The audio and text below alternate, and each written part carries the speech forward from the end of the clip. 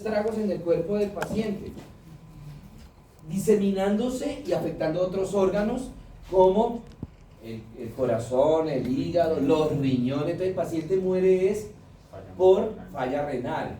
El paciente muere por cardiomegalia, que le entra una falla, le hace que el paciente entre en falla cardíaca, y obviamente en estos pacientes la falla cardíaca es mucho más agresiva que en el paciente que no esté inmunosuprimido por la hepatitis, ¿verdad? Entonces el paciente muere por la complicación, más no directamente por la hepatitis. Lo mismo que el SIDA.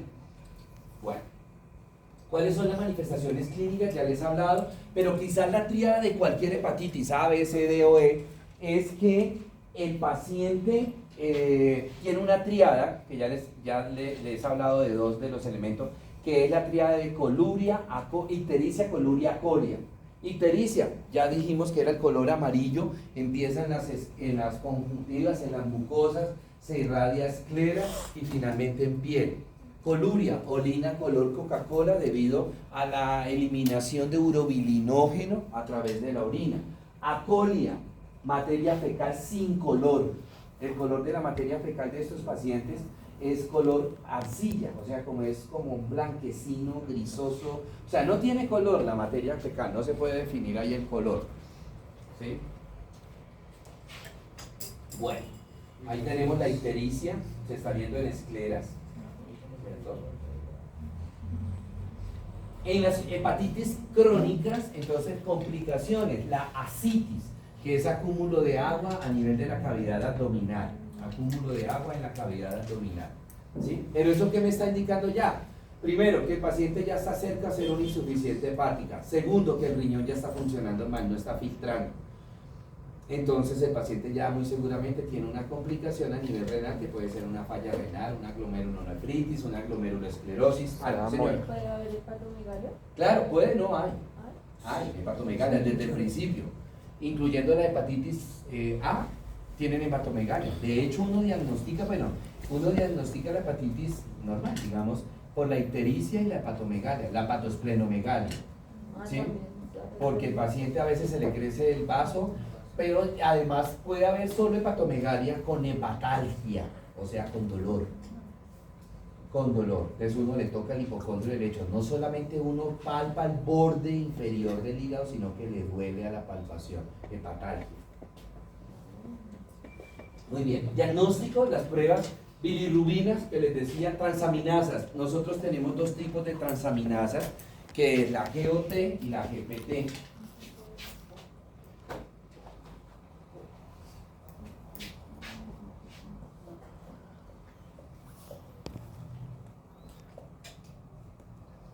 La GOT es transaminasa glutámico oxaloacética y la GPT es transaminasa glutámico pirúvica. ¿Cuál de las dos transaminasas es más específica? Ojo, es más específica para hígado, entre las dos, porque las dos transaminasas no son netamente específicas para hígado. La GOT y la GPT se pueden elevar no solamente en problemas hepáticos, sino también en problemas, por ejemplo, de páncreas, se pueden eliminar en problemas musculares. Entonces, ¿qué hago yo ahí? Un paciente con una GOT aumentada, ¿sí? Me llegó a un paciente trayéndome unos exámenes. No, es que me mandaron estos exámenes y veo una transaminasa. ¿En qué sospecho yo primero? Hígado, ¿sí? Y entonces, ¿con qué hago? Con asociar clínica del paciente, ¿sí? ¿Y por qué? Está amarillito, no sé qué, que dice cuándo, ¿verdad? Entonces, la más específica para hígado entre las dos transaminasas es la GOT, es la transaminasa glutámico oxaloacética. Y se toman pruebas para determinar, para tipificar la hepatitis. O sea, yo no necesito, o sea, no me puedo quedar solo con el diagnóstico de hepatitis. Sí, es hepatitis, bilirrubinas transaminasas, ¿sí? Sino qué tipo de hepatitis tiene el paciente. Me toca tipificarla. ¿Es una hepatitis A, B, C, D o E? Pues hoy día nos importa saber cuál hepatitis es, la B. Porque si es C, ahí está la A. Y si es crónica, acuérdense, las hepatitis, las crónicas, la D y la E, para que el paciente sufra D y E, tiene que sufrir hepatitis B. Hepatitis B. Entonces, ¿a mí para qué me interesa saber si tiene DOS ya sabiendo que tiene hepatitis B, que es una crónica? Entonces no tipificamos D y E, no tipificamos. Tipificamos A y B. Entonces la A se manda a medir anticuerpos, ¿sí? Y en la B se manda a medir el antígeno de superficie para hepatitis B, antígeno de superficie para la hepatitis B. Y te manda a medir también el antígeno de superficie para la hepatitis C, ¿sí? No se manda mucho. ¿Por qué? Porque es o A o es B. O por lo menos yo casi no uso para tipificar C. Creo que una pregunta. Es que allá donde yo trabajo se le toman pruebas rápidas de antígeno de superficie a las gestantes. Y a mí me salió una de esas reactivas. Y le mandaron un anticore y en el anticore salió negativo. Sí, o sea, Puede ser una reacción cruzada. Por eso uno no puede con digamos en este caso, o sea, ojo, no estoy diciendo que las pruebas rápidas no sirvan, no estoy diciendo eso. Lo que estoy diciendo es que si una prueba rápida me sale positiva, me puede dar un porcentaje alto del diagnóstico de manera rápida, pero me toca descartar, confirmar con otras pruebas de que efectivamente ese es el diagnóstico, ¿sí? Entonces, puede ser una reacción que le salga, en este caso lo que tú decías, el antígeno de superficie le salió, superficie para hepatitis B le salió positiva, miércoles tiene una hepatitis B. En ese momento, yo lo sospecharía, miércoles tiene una hepatitis B, pero yo necesito saber si verdaderamente es hepatitis B. Ya con más tiempito, ¿qué le mando a hacer? Anticore. Si el anticore me sale positivo, sí es hepatitis B. Si el anticore me sale negativo, no era hepatitis B, de pronto una reacción cruzada con algo. y también me pasó con una de VIH. Exacto. Y esa sí tocó repetir, se le hicieron 2 pruebas rápidas. Y más encima, como era gestante, se le mandó una ELISA y la otra, y una... ¿Western blot? Un Western y la otra, una carga viral. Ah, la carga viral. Y en la carga viral sí salió algo, pero en la ELISA no salió No nada. salió nada. Entonces, Pueden suceder dos cosas. Bueno, tres. Uno, sí es SIDA. Dos, era SIDA, pero estaba en ventana inmunológica. Ahorita les digo qué es eso de ventana inmunológica. Y tres, una reacción cruzada. ¿Sí? ¿Qué problema tiene el virus del SIDA? Por eso, por ejemplo, cuando hace poco tiempo, creo que fue el año pasado, que la Secretaría de Salud hizo pruebas rápidas para SIDA. Creo que fue el año pasado. Hace poco, no sé si fue el año pasado o antepasado, que hicieron pruebas rápidas para SIDA en todas partes, en los centros comerciales, sí. En las calles, le decían ustedes, hacían carpitas y toda esa cuestión. Una, señora, en el 85, ahí en Olímpica, ahí en el parque ese grande de Olímpica. Que la carga rápida le salga negativa a una persona. Sí, había muchas personas que salían felices, ¿no? No tengo SIDA. O no. Puede suceder que no, efectivamente no tenga SIDA. Perfecto. O puede suceder que el virus esté en ventana inmunológica. ¿Qué es eso de ventana inmunológica? En la enfermedad del SIDA hay un periodo del SIDA en donde el virus se oculta y se hace invisible.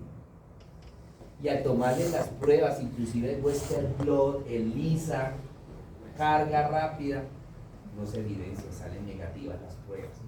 Por eso es que un paciente, cuando se hace una prueba de SIDA, cualquiera que sea la prueba, si le sale negativa, se la debe repetir a los 6 meses. Si a los 6 meses se la repite y le vuelve a salir negativa, no tiene SIDA. Pero ha sucedido casos en que se la repiten a los 6 meses un Western blot o lo que sea y le sale positiva. Entonces, ¿qué pasó? Fue que el laboratorio me lo hizo mal, voy a demandar el laboratorio que no sé qué. No, el virus estaba en ventana inmunológica y por eso le salió negativo, porque el virus se hace invisible.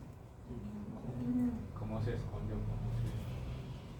Es que el virus del SIDA tiene una enzima que se llama la transcriptasa inversa y ella engaña al linfocito, al linfocito TCD4, lo engaña.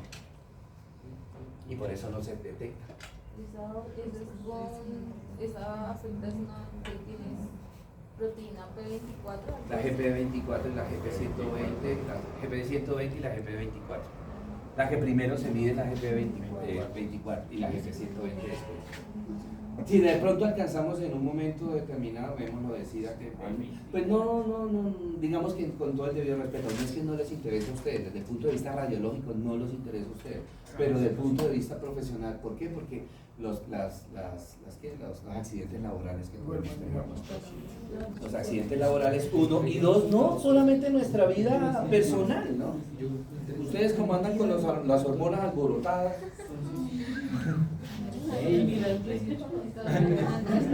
Muy bien. ¿Cuáles pueden ser las complicaciones? La hepatitis crónica, hepatitis B, C, D, E, cirrosis, hepatitis B, C, D, E y el carcinoma hepatocelular. Las hepatitis crónicas son las que me generan complicaciones. La hepatitis A no genera complicación. La única complicación que genera a ver, ¿cuál es la única complicación que genera la hepatitis A? La gripa. ¿Ah? Como gripa. ¿Ah?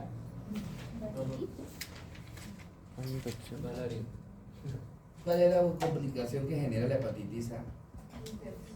Ya le pongo 5. Convertirse en C. No, hombre. No. ¿Se está perdiendo el 5 a la 1? No. No, hepatomegalia hay en la hepatitis normal, pero cuando va desapareciendo la enfermedad, ¿desaparece la hepatomegalia? No, los ojitos amarillos. Ictericia no es complicación. ¿Cómo? No. La hepatitis A no pasa ni a B, ni a C, ni a D, ni a E. ¿Por la edad? Se está perdiendo de 5, hermano. Después no diga. ¿Cómo? No es una complicación. ¿Es la más infecciosa? Está perdiendo el 5. ¿Se puede confundir con la E? ¿Cómo? ¿Se puede confundir con la E? No. No me metan las crónicas acá, déjenlas quietas. Se está perdiendo el 5. Después no ¿La diga. más infecciosa? No, sí, ese, pero es complicación. ¿Cómo? No. ¿Tiene que ver con los niños? ¿Con los Se niños? perdió ese sí. No, la hepatitis A no produce cirrosis. Tarea. Ah. Y lo peor de todo es que se van a dar contra la pared cuando sepan la complicación.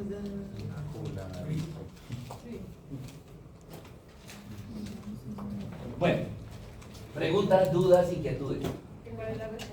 ¿Y cuál es la respuesta? Esa me la tienen que dar ustedes. Ay, de pronto en un video. Ay, no. Ay, no, profe. Bueno, sigamos ahora con la cirrosis. Estamos a nivel hepático. Sigamos con la cirrosis. Bueno, la cirrosis es una enfermedad progresiva, degenerativa, incurable. ¿Sí? Nunca es una enfermedad primaria. Es decir, la cirrosis no aparece porque sí. ¿Sí? O sea, el paciente estaba sano y le apareció cirrosis. No. Tiene que haber una enfermedad de base que termine esa enfermedad de base o como complicación de esa enfermedad de base se genere la cirrosis. Puede ser una hepatitis crónica, ¿sí? Puede ser un cáncer, puede ser una insuficiencia hepática, ¿sí? Algo que el paciente tiene primero una enfermedad de base que termina en esa cirrosis. En la cirrosis lo que hay es una destrucción del parénquima hepático, ¿sí? Hay una muerte que es una muerte progresiva, una destrucción progresiva del tejido hepático, del parénquima hepático, porque un compromiso que ya lo habíamos visto anteriormente en las hepatitis crónicas, ¿sí? Perdón. ¿Sí? Esa es la evolución de la enfermedad. Inicia con un hígado graso alcohólico, en donde hablábamos ahorita en la hepatitis crónica, se inflama el hepatocito y el hepatocito no puede liberar la gotica de grasa que tiene adentro, se empieza a acumular esa gotica de grasa y fuera de eso, por fuera del hepatocito se empieza a acumular otra grasa que como que está esperando que el hepatocito libere esa grasa para yo entrar, ¿sí? Entonces el hígado se aumenta de tamaño, adquiere una característica grasosa.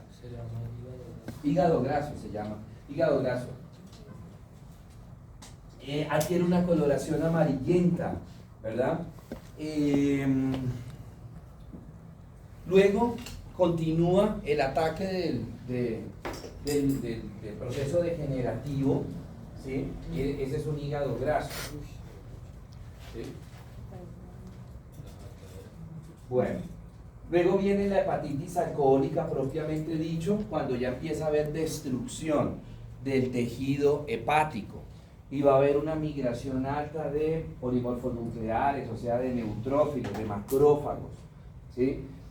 En los sitios donde se está muriendo inicialmente el hepatocito empiezan a aparecer fibras colágenas, comienzan a aparecer fibras colágenas, y esto aparece es alrededor de la vena central, ¿sí?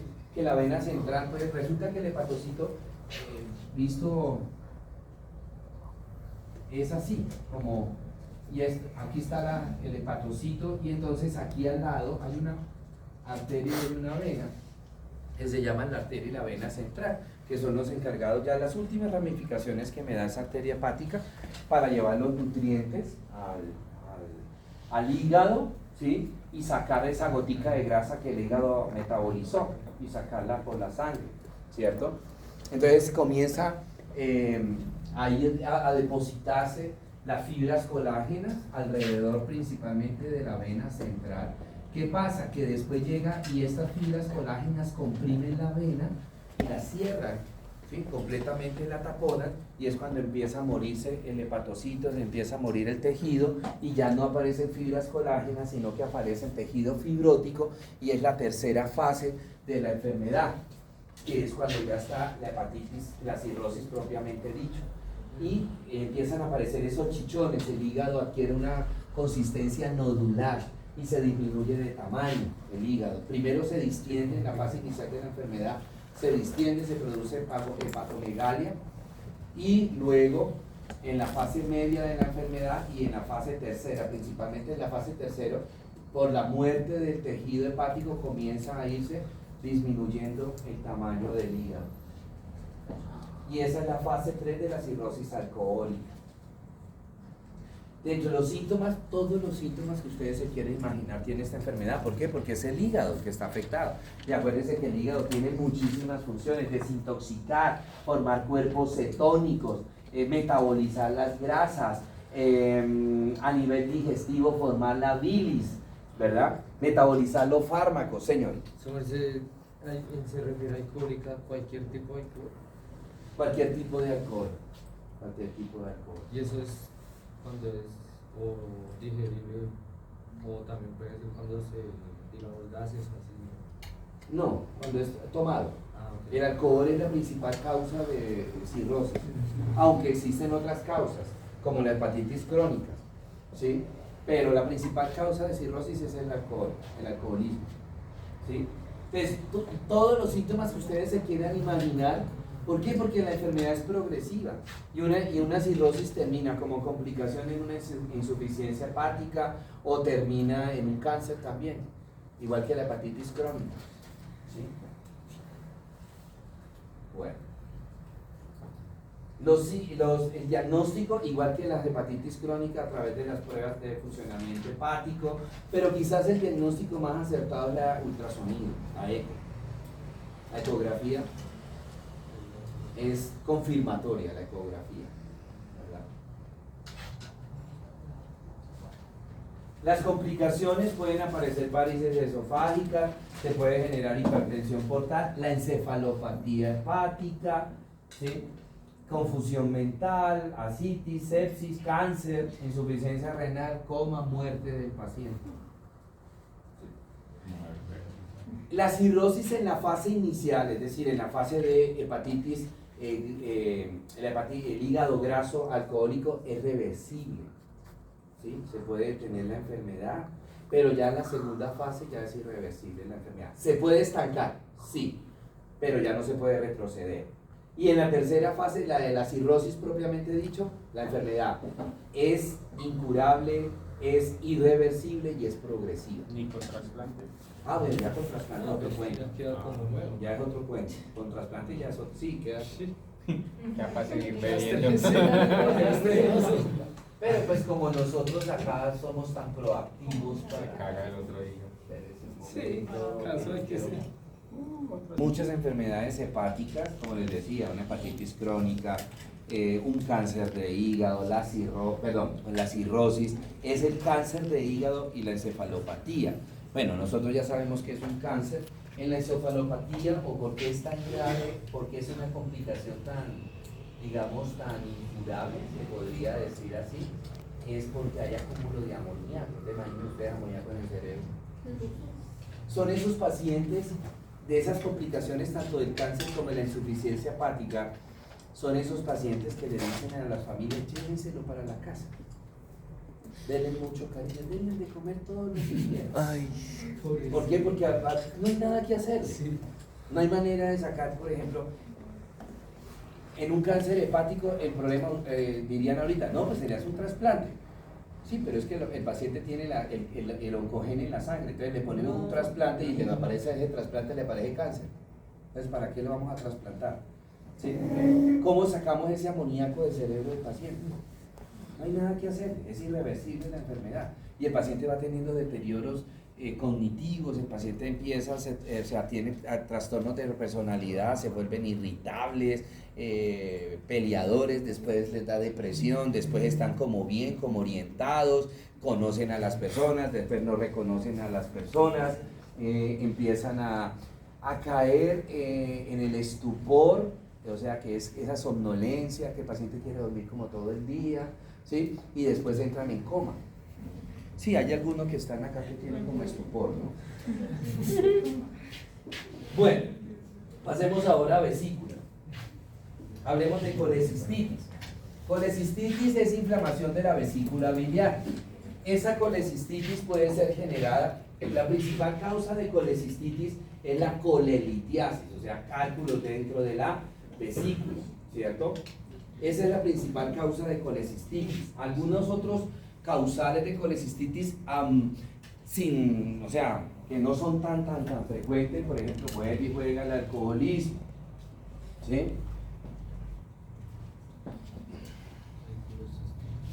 Bueno, muy bien. Pues en la colecistitis, pues el problema es que hay una inflamación a nivel de la vesícula biliar, y esa inflamación pues me va generando, digamos, como debilitamiento o adelgazamiento de las paredes de la vesícula, ¿sí? De la vesícula biliar.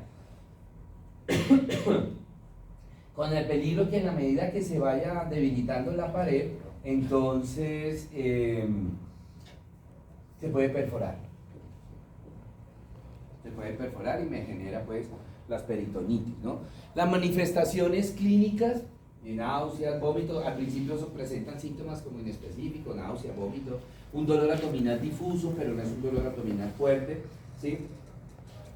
Hola, pues, son inespecíficos, el dolor es difuso, no es un dolor intenso, ¿sí? Es un dolor tolerable. El dolor se va aumentando en la medida que se va inflamando la vesícula, el dolor va aumentando en intensidad y en frecuencia, ahí sí ya poco a poco el dolor se va tornando como ya localizado en hipocondrio derecho y se localiza en hipocondrio derecho, y una particularidad es que el dolor aparece cuando el paciente, dos cosas, o come grasas o come abundante, ¿sí? O con un huevo frito le empieza a aparecer el dolorcito, un chicharrón, o si se come una bandeja de paisa. Ahí esa es una bandeja paisa. Bueno, maniobra de Murphy positiva. ¿En qué consiste la maniobra de Murphy? Recuerden que el hígado no es palpable, en condiciones fisiológicas el hígado no es palpable. ¿Por qué? Porque él se encuentra debajo de las costillas. En el momento en que se crece, hay hepatomegalia, que ya sobresale el borde inferior del hígado del reborde costal, lo puedo palpar, eso le genera dolor. Entonces hay hepatomegalia con hepatalgia. Ese es Murphy positivo, ¿sí? Bueno, el diagnóstico, las pruebas séricas, hepáticas cardíacas, hepáticas séricas, bilirubinas, transaminasa, la fosfatasa alcalina, ¿sí? Van a estar aumentadas. La eco, La eco es diagnóstico. La eco no solamente me confirma, me da diagnóstico, me lo confirma, sino que también me da las características de la pared, de la vesícula. ¿Para qué? Para saber si la cirugía la puedo derivar o si me toca operarlo inmediatamente el paciente, ¿cierto? Entonces, mire la pared cómo está delgada. Esto quiere decir que a ese paciente hay que operarlo ya porque fácilmente se puede perforar y una peritonitis. Entonces me determina una cirugía de urgencia. ¿Correcto? Bueno, muy bien. Ok. Si se ve en una ecografía, ¿por qué lo confirman con un TAC? Entonces tenemos las pancreatitis, es una inflamación del páncreas, podemos tener una pancreatitis aguda, podemos tener una pancreatitis crónica, ¿cierto? En las pancreatitis, ¿qué es lo que hay? Hay una extravasación de las secreciones pancreáticas. Recordemos que el páncreas es una glándula que tiene mixta, ¿no? Es una glándula que tiene una función exocrina y es una función endocrina. La función, ¿se acuerdan que el páncreas tiene como un acúmulo de células como racimos de uva que se llaman islotes de Langerhans? Dentro de esos racimos de uva hay unas células alfa, unas células beta, unas células delta, unas células P. Las células alfa, beta y delta son las de la función endocrina, ¿sí?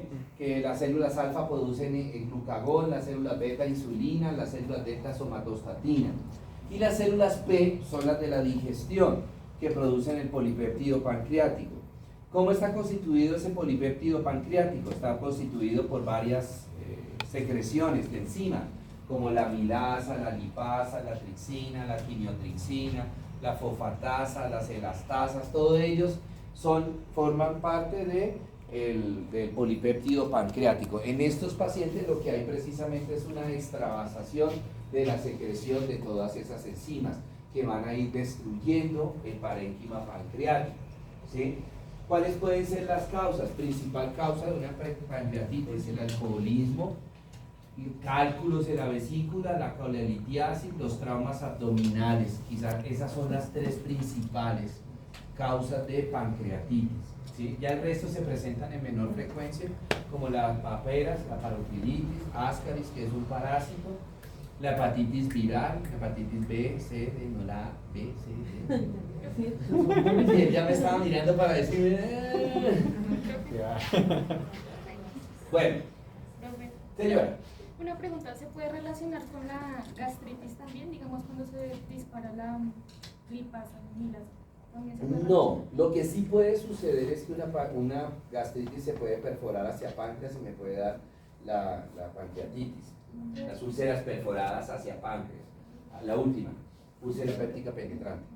¿Sí? ¿Tú me iba a preguntar algo también? ¿No? Bueno, ¿qué es lo que está sucediendo? Como les decía, se están extravasando esas enzimas, principalmente las del polipéptido pancreático, y ellas son las que van produciendo la destrucción de los vasos sanguíneos, van produciendo la destrucción del tejido pancreático, ¿sí? Comienza, obviamente, la vasculitis. Inicialmente hay una vasculitis. Aquí ya es una fase avanzada donde ya hay hemorragia, destrucción de los vasos sanguíneos, ¿sí? Y se está destruyendo el tejido pancreático. Llega un momento en una pancreatitis en que el tejido, ya se sería pancreatitis crónica, en que el tejido pancreático, o sea, uno abre, yo nunca lo he visto, sino que por lo que veo por videos, se abre el paciente y usted ve la forma del páncreas, bien, y usted le mete el dedo y es como una masa. Eso es lo que se llama la licuefacción del páncreas, que eso ya es la fase avanzada de la enfermedad, es una de las complicaciones, ¿sí? En donde así como ustedes ven, digamos que el instrumento se mete dentro del páncreas. ¿Por qué? Porque está muy blandito el páncreas, se está destruyendo el páncreas. Es licuefacción, ¿qué significa? Licuar. Y cuando usted hace un licuado, que eso que usted metió sólido ahí se convierte en algo líquido o algo espeso. Hagamos esa analogía. Bueno, entonces, ¿qué es lo que sucede? La tripsina y la quimiotrixina van a activar unas enzimas que son la fosfatasa y la elastasas, que van a alterar los factores de coagulación en el paciente. O sea, empieza el proceso de vasculitis, ¿sí? se alteran los factores de coagulación, se disminuyen los factores de coagulación, de tal manera que en el momento en que empiezan a romperse esos vasitos sanguíneos, por mínimo que sea, no hay quien coagule. Y entonces el sangrado va a ser un sangrado lento, es un sangrado mínimo, pero permanente, 24/7. ¿Qué pasa? ¿Qué va sucediendo? Pues que obviamente esa fosfolipasa y esa elastasa siguen actuando sobre las paredes del vaso hasta que destruyen completamente el vaso, y ya la hemorragia, que anteriormente era microhemorragia, se me convierte en una macrohemorragia, ¿sí?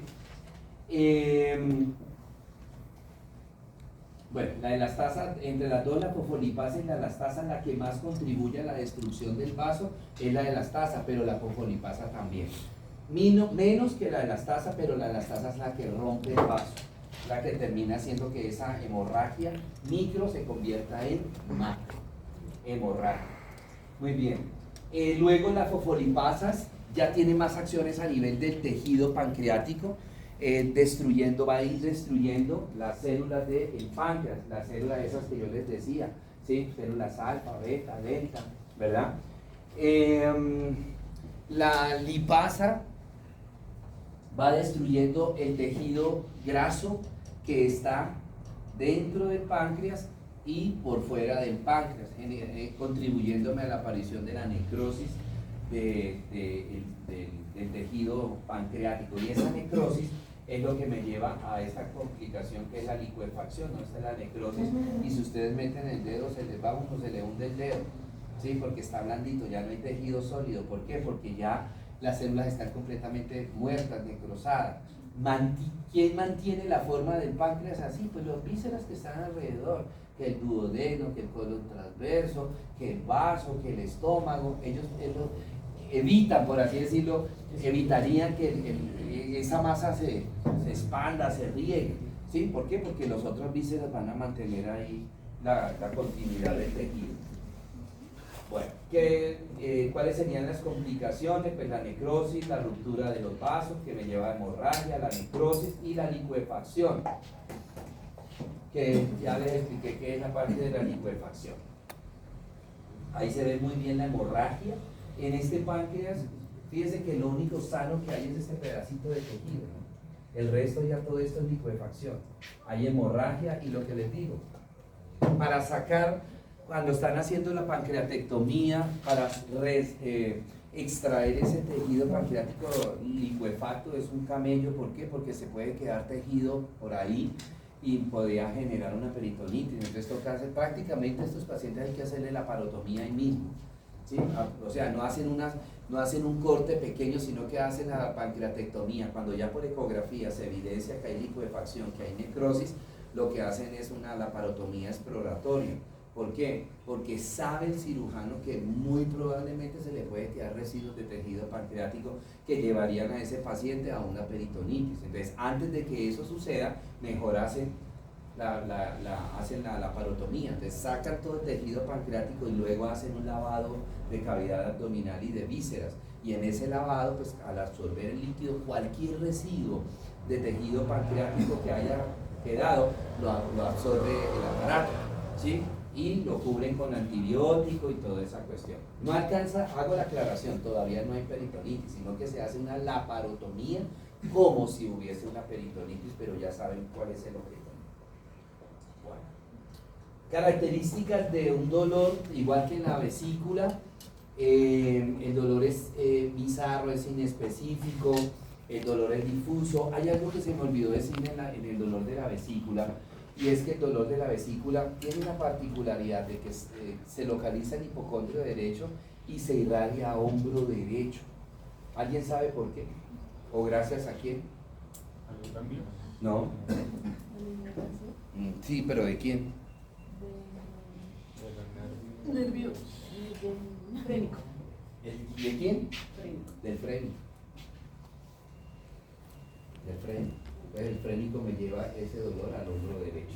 Aquí la característica del dolor es un dolor en cinturón, es un dolor en banda. El paciente dice, ¿dónde le duele? Y el paciente empieza así, como si fuera un cinturón. Es que me duele esto. Y empieza y se me va para atrás, así, como si fuera un cinturón, una correa. Por eso se llama dolor en banda, dolor en faja, dolor en cinturón. y aparecen unas complicaciones que son el signo de Cullen y el signo de Turner. Cullen y Turner me dicen que ya está en complicación, que ya hay ruptura vascular, ¿sí? Que ya hay hemoperitoneo, ¿sí? El signo de Cullen es unas manchas color vino tinto que aparecen a nivel periumbilical, y Turner son unas manchas púrpura que aparecen a nivel de flancos. Quien aparece primero es Cullen y luego Turner. Si hay Turner, dice uno, pues madre, el hemoperitoneo es grande. ¿Por qué? Porque hay ya demasiada sangre y me está dando la coloración en flancos, ¿sí? Ambos son peligrosas porque hay hemoperitoneo, ¿no? Bueno, muy bien. Preguntas, dudas, inquietudes. De la diabetes, nosotros sabemos que la diabetes se caracteriza por un aumento de los niveles de glucosa en sangre, ¿cierto? La diabetes que nosotros conocemos más comúnmente es la diabetes mellitus o sacarina, que es los niveles de glucosa están en sangre. Hay otra diabetes que se llama la diabetes insípida. Es y no es una diabetes. Lo que pasa, a ver, si ustedes cogen un vaso de agua y le echan azúcar, le echan 3 cucharadas de azúcar, pues bueno, queda, bueno, no digamos 3, una cucharada de azúcar, un normalito de azúcar y se la toman. Pero si ustedes, ojo, hay un medio y le sacan le sacan la mitad del agua y prueban el agua, ¿cómo la sienten? ¿Cómo? Dulce. Pero no porque se le haya aumentado la glucosa, el azúcar, sino porque se sacó el agua. Aquí es igual. O sea, no es que el paciente realmente se le hayan subido los niveles de glucosa, es que está perdiendo agua. Y en esa medida que está perdiendo agua, se concentra la glucosa. Y entonces al tomar los niveles de glucosa, el paciente los va a tener, ¿qué? Altos, pero es por pérdida de agua, no por aumento de glucosa. Esa casi no se ve, la diabetes insípida casi no se ve. Bueno, ¿cuáles son los factores de riesgo? Los factores en la herencia, ¿no? Vuelvo a decir, como lo hemos hablado en muchas enfermedades, ¿se hereda qué? El riesgo, más no se hereda la enfermedad. Si a ese riesgo, hombre, mi mamá, mi papá sufren de diabetes, ¿sí? Ya tengo un riesgo, pero si a ese riesgo le sumo otros riesgos, bueno, en la edad sí hay como que podemos, ¿cómo hacemos para luchar contra la edad? Factores que no puedo actuar sobre ellos. Uno le puede decir a la China, no, yo tengo apenas 25, por allá también lo hablábamos hace mucho tiempo, pero verdaderamente la cédula no me deja mentir, ni las células me dejan mentir, ¿correcto? Grupo étnico. Nosotros tenemos 3 factores que no podemos luchar contra ellos: la herencia, 1, la edad, 2, y los genes. Nosotros tenemos un haplotipo de histocompatibilidad, nosotros los de raza caucásica, los hispanoamericanos, los del continente americano, tenemos ese haplotipo, ¿sí? El que yo tenga ese haplotipo no quiere decir que sí o sí me va a dar diabetes, sino que tengo un factor de riesgo. Si a ese factor de riesgo le subo obesidad, que yo sea sedentario, que consuma mucho azúcar, que consuma muchas grasas, que consuma muchas harinas, pues ahí sí, como que me voy acercando cada vez más al riesgo que me dé, después de los 40 y tantos de años, que me dé diabetes. Y si a eso le agregamos otras enfermedades sistémicas como la hipertensión o una coronariopatía, un problema cardíaco, pues como que con más razón me va a dar, ¿no? Nosotros tenemos 2 tipos de diabetes. Tenemos la diabetes tipo 1, que se llama diabetes mellitus insulino dependiente. El nombre me está diciendo el tratamiento, insulino dependiente, o sea que a este paciente ¿qué le voy a dar de tratamiento? El paciente tiene que aplicarse insulina, ¿no? ¿Qué está sucediendo ahí? Entonces miren lo que sucede normalmente para que entiendan la enfermedad. Ahora sí nos metemos con las células de la función endocrina, ¿sí? Me meto con las células alfa, beta, delta, especialmente con las células beta. Recuerden que las células beta son las que me producen insulina. Entonces, ¿cómo actúa eso? Nosotros ahorita al desayuno comimos algo, café con leche, comimos arepa o comimos pan, bueno, lo que sea. Llega la glucosa que consumimos en la comida y estimula las células beta. Ustedes son células beta. Y entonces usted en respuesta a ese estímulo, producen ¿qué? Insulina. Y esa insulina degrada la glucosa. O sea, la glucosa estimula a la célula para que la degrade. ¿Sí? La misma glucosa. Estimula la célula beta. Si yo no consumo glucosa, pues no voy a tener mucha célula insulina. En algún momento tengo que comer glucosa, en alguna cosa. ¿Por qué? Por ejemplo, las harinas se convierten en glucosa, ¿no? Las harinas. Entonces que me coma una arepita, que me coma, por más de que yo no coma azúcar, no, es que yo como los jugos sin azúcar, yo no le echo azúcar al café, pero me como un pan, me como arepa, ¿sí? Me como un paquetico de papas. La fructosa, la de los jugos naturales, también estimula. Entonces, ¿qué pasa? Llegó la insulina que acabamos de comer, yo soy esa glucosa, estimulo la célula beta y ella produce insulina y esa insulina me va a degradar a mí. Así es como funciona el cuento. Entonces, ¿cómo hago con glucosa? Se me suben los niveles de glucosa. Esa glucosa actúa sobre la célula beta, produce insulina, la insulina degrada la glucosa, se me baja la glucosa. Chao, profe, y una persona que sea diabética, ¿no sirve ponerle un endulzante artificial? Yo no confío en los endulzantes y ahorita cuando veamos el tratamiento, pues cuando lleguemos, le comento el porqué. Bueno, listo. ¿Qué sucede en la diabetes tipo 1? Se destruyeron estas células beta y llega esta cantidad de glucosa.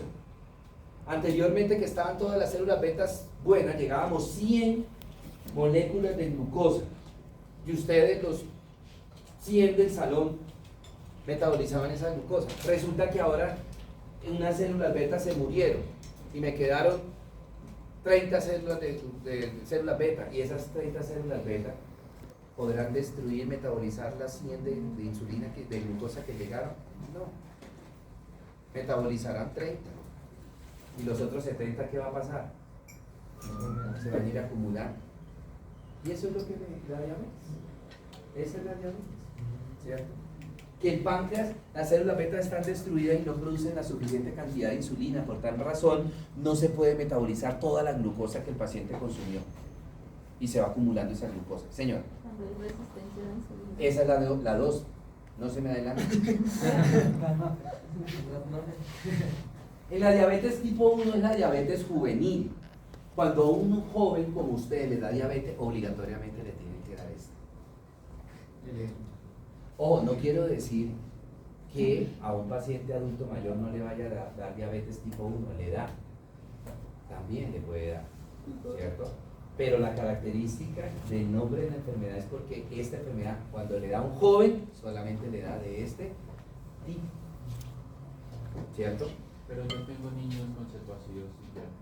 Complicaciones, juvenil, complicación de la diabetes, es una complicación aguda, una cetoacidosis diabética.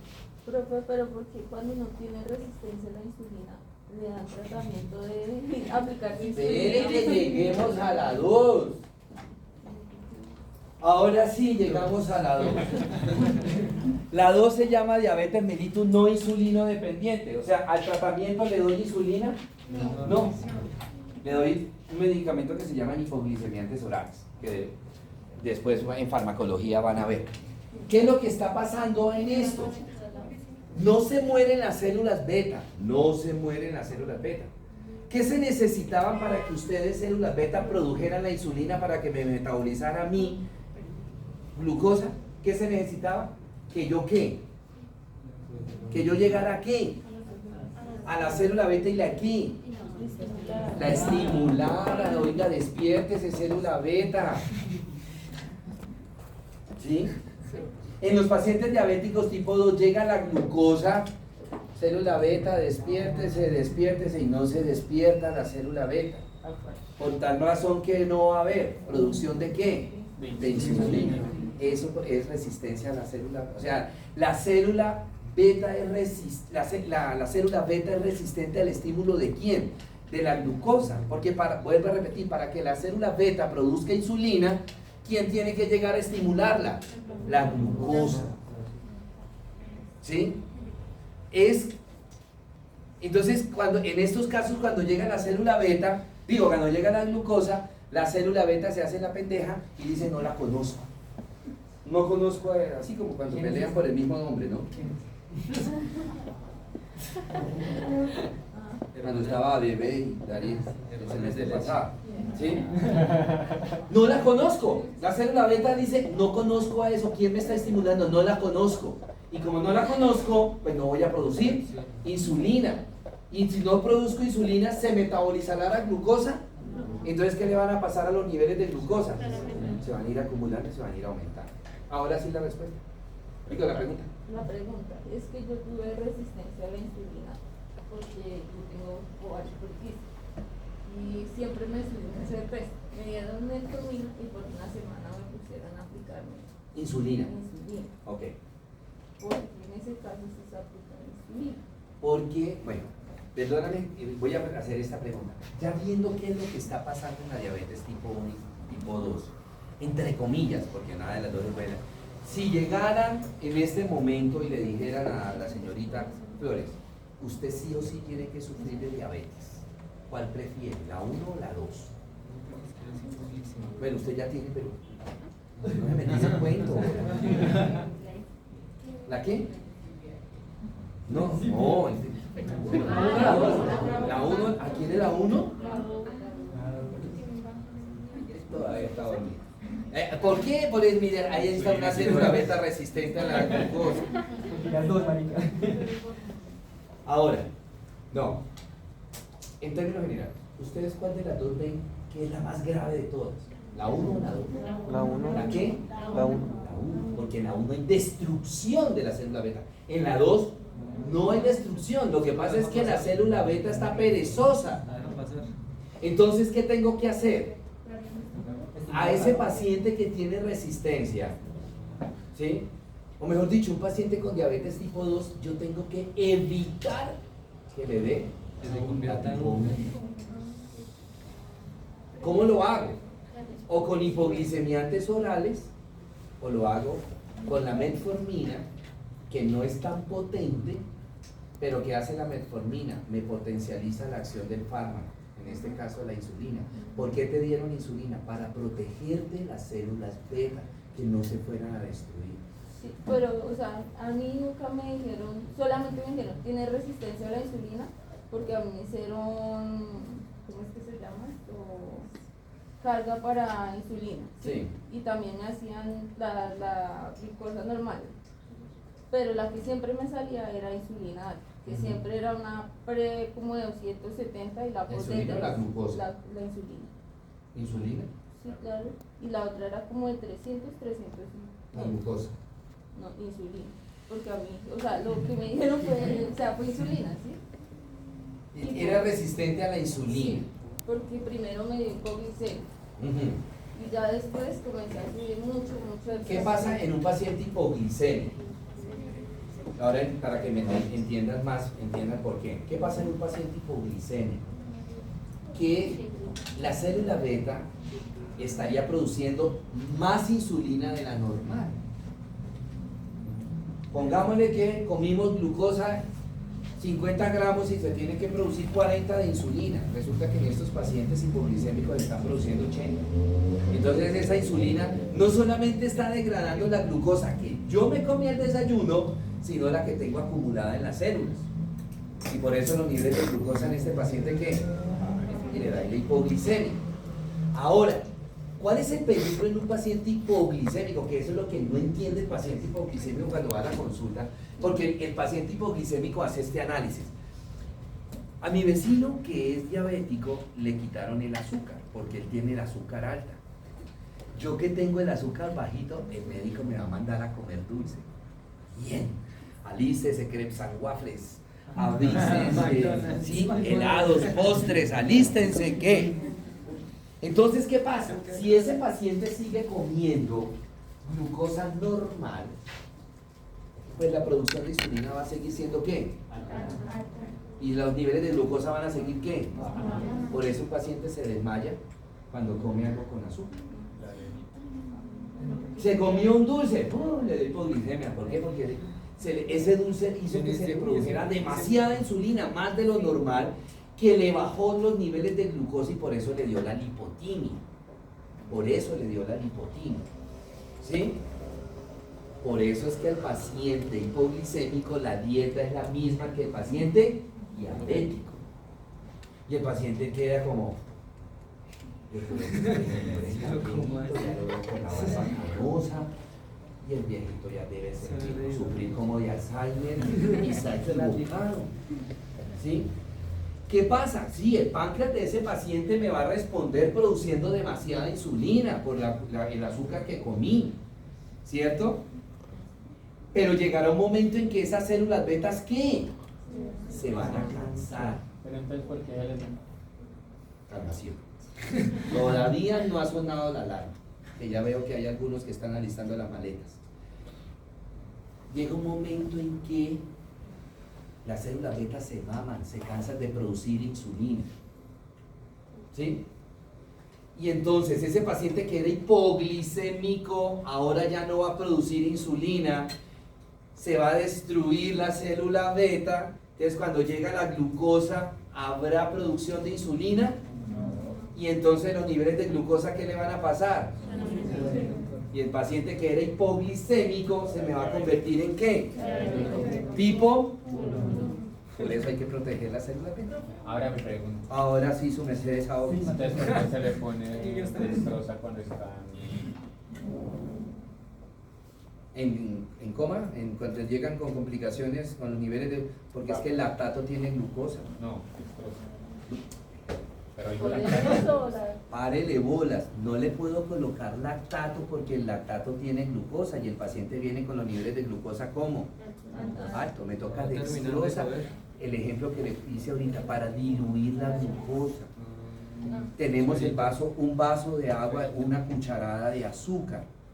Eso es mucho para ese vaso con agua. Entonces le echo 1 litro de agua y entonces la glucosa, ¿qué le va a pasar? ¿Se va a qué?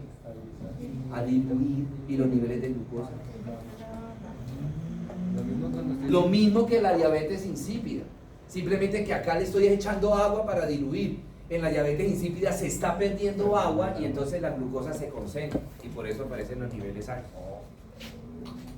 Listo, Isabel. Bueno, ¿cuáles son la característica de la diabetes? Primero, que hay un defecto en el metabolismo de los carbohidratos, ya lo acabamos de ver, ¿cierto? La glucosa se subió. ¿Por qué? 1 o 2, ya sabemos. Hay una movilización excesiva de grasa y acuérdense que las grasas al movilizarse, al metabolizarse, no solamente pues, van a producir lípidos que van a utilizarse como energía, sino también me va a producir ¿qué? Azúcar a través del proceso de gluconeogénesis. Y el proceso de gluconeogénesis es formar glucosa a partir de la grasa a nivel hepático. ¿Y quién hace esa gracia? Ustedes me dijeron que pasó biociencias bien, con 5.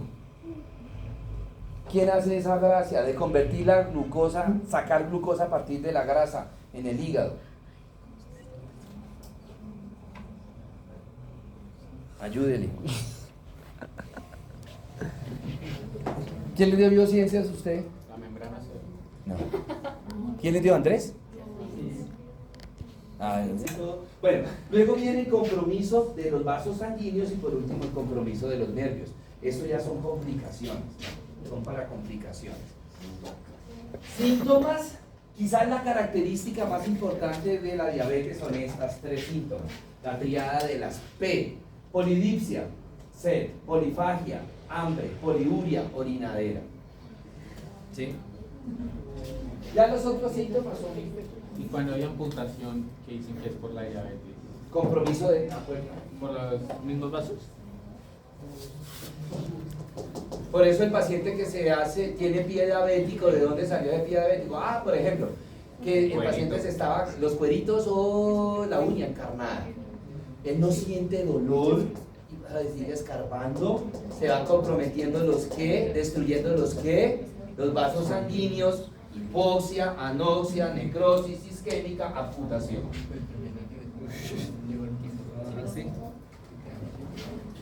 Bueno,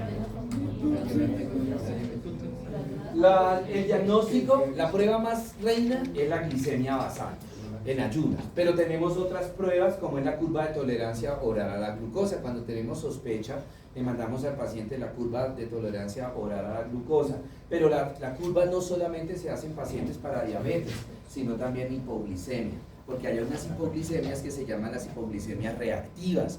¿Cuándo es una hipoglicemia reactiva? El paciente come, normalmente si nosotros ahorita comemos algo, una empanada, lo que sea, con un café con leche, con una gaseosa, lo que sea, y nos hacen una glicemia, los niveles van a estar, ¿qué? Altos, ¿cierto? En los pacientes con hipoglicemia reactiva, el comer le baja el azúcar, ¿sí? Entonces en los pacientes con hipoglicemias también le mandamos a hacer la curva, ¿cierto? O en las pacientes que son abortadoras habituales, o sea, esas pacienticas que tienen embarazo y se les pierde el bebé, una de las causas podría ser Por eso en esa glicemia lo mandan a comer. Hay una prueba, bueno, la glicemia basal en ayunas. Tenemos la glicemia pre y post. La pre y post es en ayunas, lo mandan a comer y le toman la prueba. Pero eso ¿Sí? luego no es la práctica. Está uno explicándole y lo atacan a uno. En la curva, ¿qué es? No mandamos a comer al paciente, le damos una carga de glucosa y se le va tomando al paciente pruebas, la basal, se le da la carga a la hora, a las 2 horas, a las 3 horas. Cuando se hace una curva, el paciente tiene que estar toda la mañana en el laboratorio. ¿Por qué? Porque se le hace cada hora después de tomar, se le hace cuatro pruebas después de tomar la carga, o sea que más o menos si se empieza a las 7 está terminando a las 11 de la mañana. Porque a mí la única que me han dicho fue lo que digo, vuelvo y te digo, me hacen la pre, que es sin nada, me Sí. dan esa carro, a Sí. veces hasta 2 carros de eso, y a las 2 horas me toca ir nuevamente a La post. Es que la pre y la postpandea se puede hacer con comida. A mí no me gusta con comida, porque le dicen, vaya, coma, desayune. Y si yo no tomo el café con leche con azúcar, entonces la post también se puede hacer con carga. ¿Sí? La post también yo siempre que mando una post la mando con carga, no con comida. ¿Sí? Bueno, listo. Preguntas, dudas, inquietudes, señor. Hay una- Usted me está sacando con su